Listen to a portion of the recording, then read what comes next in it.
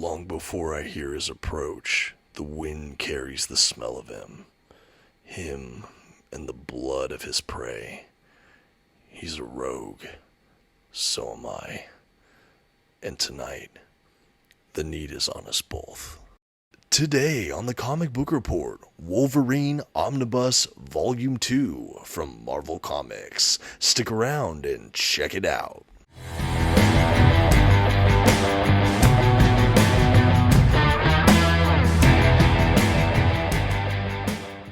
Greetings, bub. My name is Dominic, and today you're tuning in to the Comic Book Report, where we review comic books and graphic novels so you can get an idea of what to read.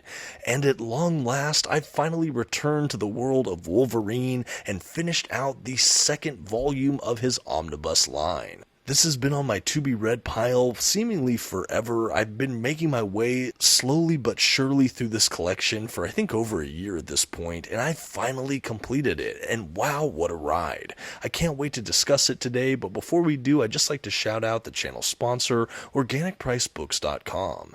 If you're looking to pick up your own comic book collected editions, perhaps this omnibus, I highly encourage you to check out the website. You can find a link for it in this video's description, and if you see anything there you like, you can actually use my discount code at checkout, the Comic Book Report, to save $2 off of your order.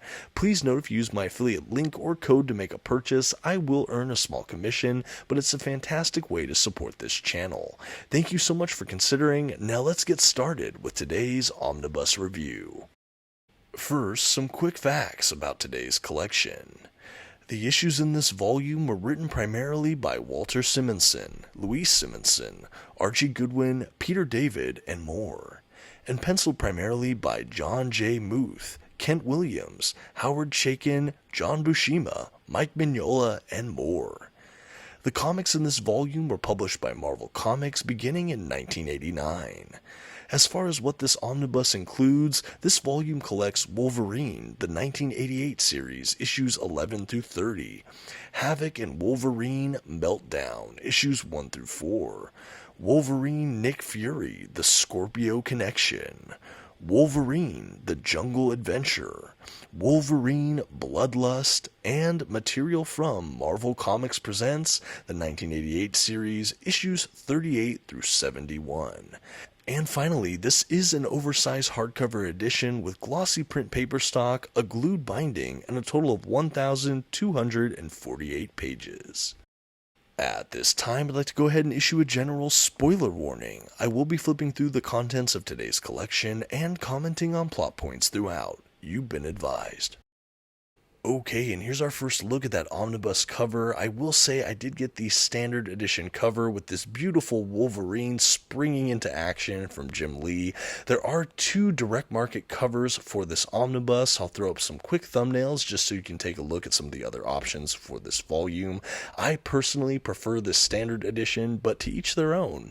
As we transition to the spine of this omnibus, I'll note a couple things about this release. It is a flat spine, and it appears to be a glued binding. I'm not sure if those two things are related.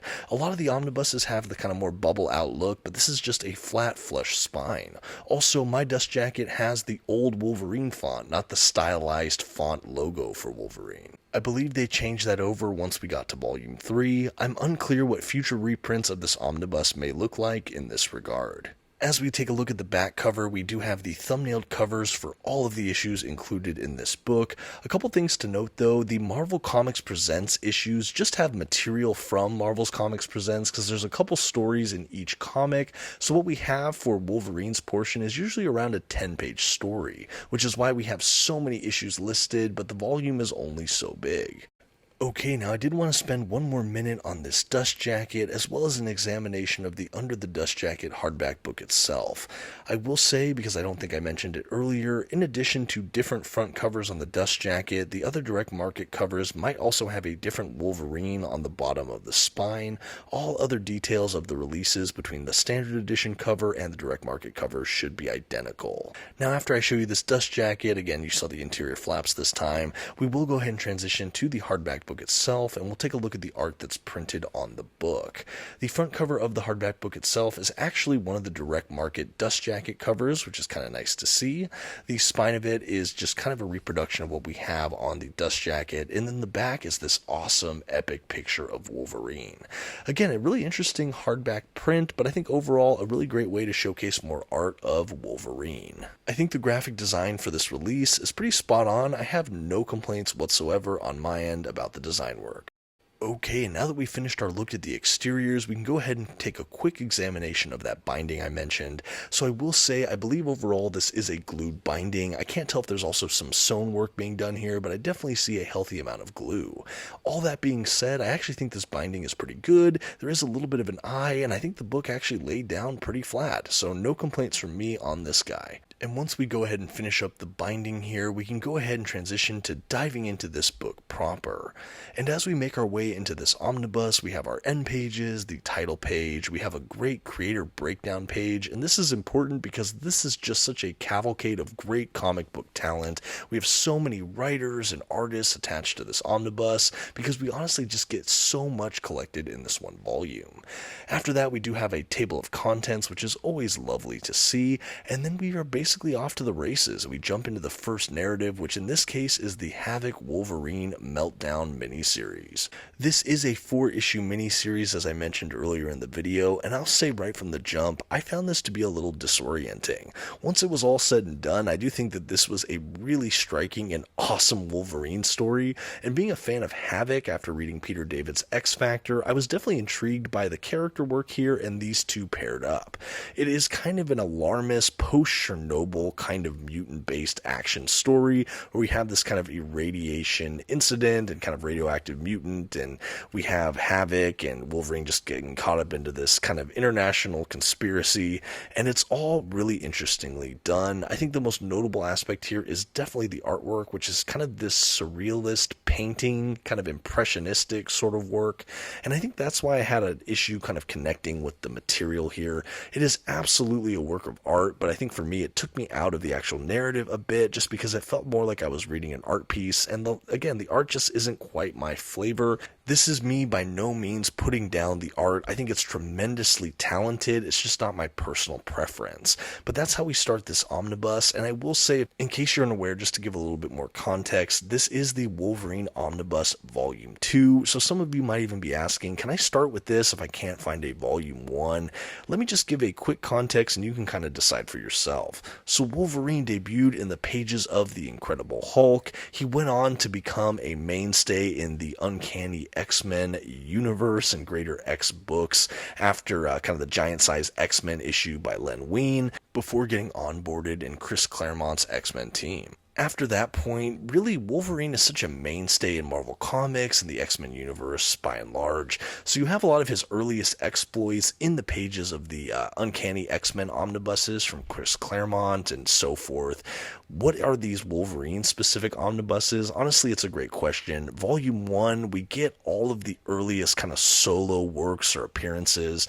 We have kind of the first appearance. We also have they even include the Weapon X miniseries in that. We have the great miniseries from Chris Claremont and Frank Miller, the 4-issue mini where Wolverine's in Japan. We have the launch of his kind of solo title, things like that. So Volume 1 also collects a ton of different material, but it really focuses more on his solo work or series. And this really picks up chronologically after that first volume. So if you want to get a comprehensive Wolverine experience, you're probably going to want to get the Uncanny X-Men omnibuses in addition to these kind of numbered Wolverine omnibuses. But I think overall, if you can't find Volume 1 and you just want to jump into Wolverine and you want to get as many of these books as you can start this book here. You're not going to be missing out on too much. Wolverine debuted in an era where every issue could kind of stand alone for the most part, so you should be fine more or less. I would always recommend the Volume 1, but starting here is certainly not an issue. Back to the book itself, though, like I said, we start with that 4-issue Meltdown miniseries, and it's a lot of fun. I think if you like kind of the fear of nuclear war or kind of geopolitical thrillers or conspiracy kind of narratives, or if you really ascribe to this kind of art style, this is really a hit. I do think there's some great character work being done, and it's definitely a striking work that I really haven't read anything like it for Wolverine. After the Meltdown, we do jump into that Nick Fury Wolverine Scorpio connection, and this is a total clandestine kind of spy thriller. We really feature heavily with Nick Fury on this one, but Wolverine definitely plays his part as well. The art style here is also a little bit of a departure from some of the other straight-laced kind of Wolverine stuff, and I do think starting with these two miniseries, and rather than starting with just the Wolverine run or even Wolverine's exploits in Marvel Comics Presents, it can be a little disorienting starting with these kind of one-off mini-series. It is still fun. I'm really happy Marvel decided to collect these, but it is a bit jarring for someone, especially if it's been a while since you've read the other omnibus. We do have issues of kind of the more solo Wolverine titles after that, though. We have the Jahina Stone Affair, or whatever that series is called, or I mean that storyline is called. It's honestly one I really, really liked in the back of the Madripoor Knights Epic Collection. That's where I first read those issues, but it's great to see them included here in the Volume 2. We also have Wolverine's Jungle Adventure, which is illustrated by Mike Mignola of Hellboy fame, and I think that this is a really fun work. It's kind of Wolverine in the jungle battling Apocalypse. The art, again, from Mignola is immediately recognizable. I think this one was a real treat as well. After the Jungle Adventure, though, this omnibus really begins to open up in a way that was easier for me to latch onto. Not that I don't love those miniseries, but for me, I really thought this omnibus got going when we started diving into the proper Wolverine issues and the appearances of Wolverine throughout all of those Marvel Comics Presents. And I mentioned it earlier in the video, but again, the Marvel Comics Presents issues only include the Wolverine portion, so each of those comics is about 10 pages each, and a lot of those storylines were kind of serialized for Wolverine. So there'd be like 5 or 6 10-page little mini issues that had one full Wolverine story that maybe weighed in around 60 pages all said and done. And then the Wolverine stuff also would oftentimes have kind of serialized storytelling, or 2 or 3 issue kind of arcs, things like that. But it's really, really fun. This is still at a period where Wolverine and the rest of the X-Men are presumed dead, so Wolverine is largely operating in the persona of Patch, where he has one eye patch, tries not to unsheath his claws, and he's kind of a, mainstay around the slums of Madripoor. He's a co-owner of the Princess Bar, and he just really gets into a lot of the seedy underbelly of an already corrupt town. I really, really like Wolverine's Madripoor era. We got to see this explored in the Volume 1, or if you have that Madripoor Knights Epic Collection I mentioned earlier. Both of those books I did review on the channel if you're interested in checking those out before checking this video out, or maybe after. At any rate, a lot of the stories have to do with Wolverine just kind of maneuvering in and out of the Madripoor streets. We have him trying to masquerade as Patch, but also letting that sort of slip here and there. We definitely get a lot of his claws, so have no fear. There's a lot of snikt happening, the kind of onomatopoeia that denotes him unsheathing those awesome adamantium claws. Another movement throughout this book is we have him become allies or kind of loose friends with Tiger, who is kind of her own little mini kingpin within Madripoor. There's a lot of sort of underling gangster type figures that are trying to vie for control of Madripoor and sort of the underhanded trades. And again, Wolverine's almost kind of helping Tiger as kind of a check and balance, and believing she's kind of the best of the bad in some ways. Again, he has his bar, but things go sideways with that. We have a lot of great appearances from other Marvel characters, like Jessica Drew, the once Spider-Woman, the once and future Spider-Woman, who is now just kind of a character around Madripoor.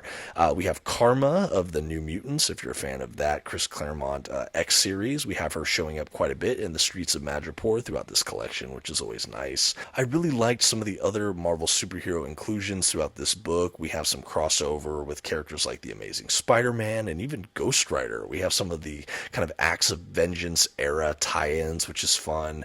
And there are a couple other notable appearances throughout that I won't really spoil here. Suffice it to say, if you're a fan of the overall Marvel Universe, there are some fun little appearances. Like I said earlier, we got Nick Fury, but this really does follow just Wolverine, and I do like that. Wolverine, to me, has always been a really complex character, having that kind of wandering samurai moral code juxtaposed with just that kind of bestial, savage, berserker nature, having that all wrapped up in one man who hasn't been able to die, has a healing factor, has endured so much, has had just catastrophic trauma throughout his life, but is still trying to do good. It's just a really fascinating character study. He's kind of intrinsically a tragic character, or just kind of a man of deep grief, and I really like when that's explored. And I think a lot of the elements many of the writers and illustrators have during this era, there's an almost kind of noir romanticism to Wolverine throughout this. Again, in the Madripoor streets and everything, I enjoy it. I enjoy it quite a bit. A lot of these stories came out in the later 80s and maybe early 90s, but it's a fun time in the history of Marvel Comics. I think this character has really come into his own at this point, can absolutely stand alone as a solo character, and that's not to say I don't love him in the pages of Uncanny X-Men. I certainly do. I've definitely done videos on all of that as well, but there is something about a solo Wolverine title that just really strikes all those chords for me. He's the best he is at what he does, and honestly, it's just so gripping. I know I'm kind of just flipping through, and I'm just kind of giving you my highlight reel of a lot of the stories here, in addition to those miniseries and some of the other kind of overall impressions we have during this Madripoor era. A couple story bits I do want to just hone in on and speak to for a moment longer. We have this great story where Wolverine basically finds out that an old friend of his that became kind of just a refuge for him in Japan, he just kind of was a safe haven for him. We find out that him and his wife were murdered really brutally, but how we find that out is actually Wolverine is kind of disguised as Patch and is trying to rob this gambler blind, and we find out once this gambler is just super indebted to Wolverine, he's not cheating, but he's using his mutant senses to find out that he secretes sweat or has these little minute details that he picks up with his heightened senses whenever this guy's bluffing. Anyway, he becomes a really successful gambler, and when the guy is completely just owing him everything he owns, he says, hey, instead of that, just give me this one kind of ceramic beautiful bowl. And from there, we kind of find out that it is kind of the sacred object for this friend of his and his wife. It's kind of their family legacy item, and it was basically taken and pawned off to this gambler. And anyway, we kind of figure out who murdered his friend, what happened, and we have Wolverine getting vengeance. It's a really kind of intimate story that's just kind of plugged into this book toward the end of the run, and I just really loved it. It was such a striking storyline, and again, we got that kind of samurai-like moral code and kind of preserving of honor mixed with just kind of this savage brutality of Wolverine. And I think we got both sides of his nature fully explored in this one little story. I really, really loved that. Another story I thought was really, really good was this one storyline called The Lazarus Project. It was a good handful of issues, maybe 6 issues or so of Wolverine. And this is again toward the back half of the omnibus, maybe the last quarter or so of the omnibus. But basically, Wolverine gets caught up in this weird, again, kind of crime conspiracy, and he basically has to try to take down this evil robot. It sounds kind of silly, but ultimately he's doused with this chemical that makes him completely forget his life, his name, everything, and he washes on the shore of this remote island. He has no idea why he's there, who he is. He's kind of coming to grips with the fact that he has heightened senses or abilities where he senses danger, things that are happening more than the people around him. At any rate, it's from this place that he ultimately saves one of the islanders, and after that, they're so grateful to him, they kind of invite him in and welcome him with open arms, even if he has no idea who he is, they don't know if he's a threat or anything, but they decide to extend hospitality after he selflessly saved one of their own. And at this point, he kind of finds a life of peace amongst these people, and even though he doesn't remember who he is or why he's there, he kind of becomes happy and has sort of the weight of the world off of him. Unfortunately for Wolverine, as is so often true, the happiness is fleeting and not meant to last.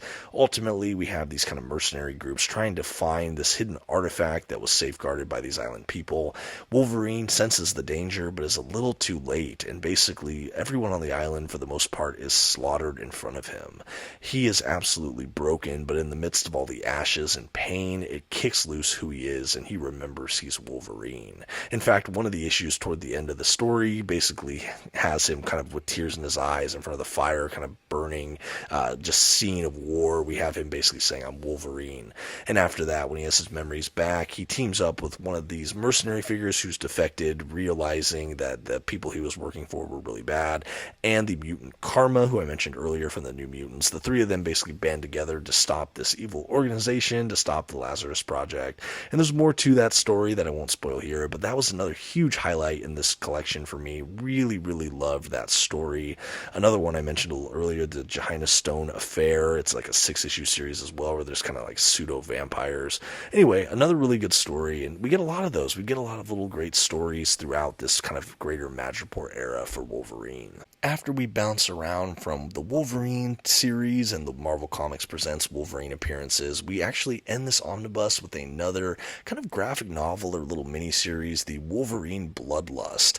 And after all the miniseries towards the beginning of this book, it was really just those other Wolverine solo series for a while until we ultimately land again on this kind of one-shot graphic novel miniseries thing. But that story is also really fun. It's beautifully, beautifully illustrated. We have Wolverine kind of caught up in kind of a snowy environment, and we basically have him communing with these sort of beings that I'm not really sure if the dark portion of them were supposed to be Wendigos. I know that's kind of a recurring Wolverine villain, but they looked like Wendigos, and they were also these kind of spiritual, kind of benevolent forces, and Wolverine is basically caught under the influence of these weird creatures who have access to his kind of primal nature, and he's kind of trying to fight it. And anyway, it's a really fascinating little story, and it was a fun way to end this omnibus, honestly. It was a really, really fun little graphic novel, and again, I think for me, the art really set this story apart and really elevated it, and it ultimately left this omnibus leaving a good impression with me. Honestly, landing kind of on top, I think, was a great way to round out this collection. But again, we got so much diversity throughout this whole book between all of those different miniseries or one-shots, some crossovers, the Wolverine title. I didn't even mention it, but we have another couple issues with the Hulk, and Wolverine and Hulk have just such a tremendous history, and the appearances we have of Hulk in this book are a lot of fun too, especially after the volume 1. But yeah, overall, a really solid Wolverine collection. Honestly, there are some stories that failed to land for me a little bit. Like I said, it started with that Meltdown miniseries that I could just never really quite connect with the art.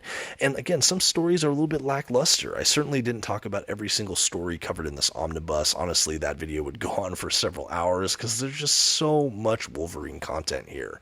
Do I think this is the best Wolverine omnibus I've ever read? No, perhaps not. But do I think this is a fun and important chapter in the life of this incredible mutant hero? Yeah, I really do. I think it's really fun, and I can't wait to see what Volume 3 has in store. I know that kicks off with the Larry Hama and Mark Silvestri era for Wolverine, which, as I understand, is one of his best periods. I've read just a little bit of that material, but I can't wait to see what is in the rest of Volume 3. In fact, if you're interested in seeing a review of that title once I finally finish it, let me know in the comments. Maybe I can try to fast-track that read or upgrade it to a more nightly reader. But yeah, this is really a fun book. This is the volume 2, of course, and after all the kind of comic work, we do have a great selection of extras, some written work, some art extras, and honestly, for a collection collecting mostly late 80s, early 90s stuff, it is fun to see so much just extra material at the back of this book. I think Marvel really spoiled us this time with just the amount of kind of bonus features or extras we get at the back of the book. I am in particular a fan of all the original art that was reproduced for the sake of this at the back. But really, that is the Wolverine Omnibus Volume 2. Definitely a big boy and a fun one from Marvel Comics. Now all that's left to do is to give this book a grade. For another exciting entry in the Wolverine Omnibus line from Marvel Comics, the Comic Book Report is happy to give the Wolverine Omnibus Volume 2 a B. This is certainly an above-average read for me and a recommendation for any fan of X-Men or particularly Wolverine.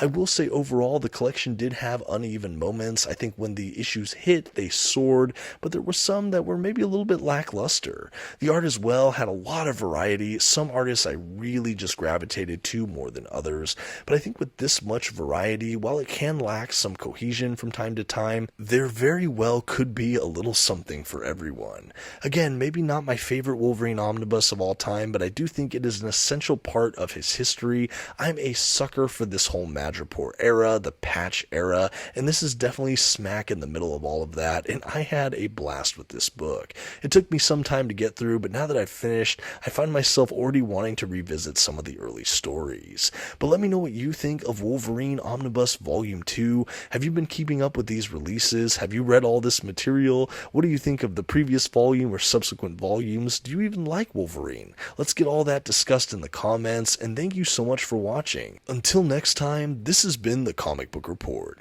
Please don't forget to give this video a like, that comment we talked about, and maybe check out another one of my videos on your way out. Thanks everyone, and have a good one.